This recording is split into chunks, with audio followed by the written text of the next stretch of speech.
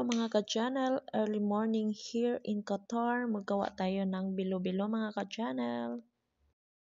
I tried so hard and got so far, but in the Early morning mga ka-channel, ito yung naisip namin mga ka-channel. Gumawa kami ng bilo-bilo mga ka-channel. Ito nga, nakabili kami ng saging doon sa Almera. Ito, cream, coconut cream or gata. Tas ito kamote. Ayan. Ito mga ka-channel, lalagay na namin yung malagkit din sa ilalim at yung sago.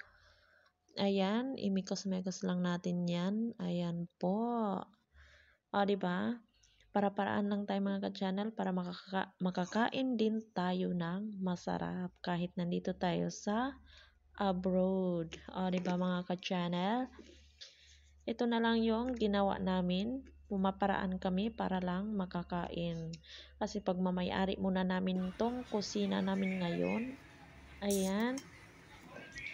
May separate kitchen po kasi yung pinagtatrabahoan namin. Kaya makagawa po kami kahit ano. Pero limitado lang po kasi mahirap po dito magbili ng mga Pinoy food. Kasi mahal po talaga ang bilihin dito sa Qatar mga ka-channel kapag Pinoy food ang pag-uusapan natin mga ka-channel. O, diba? Kaya pumaraan na lang kami. Ito na po ang recipe namin for today's video. I hope you enjoy mga ka-channel. Thank you for watching. Bye!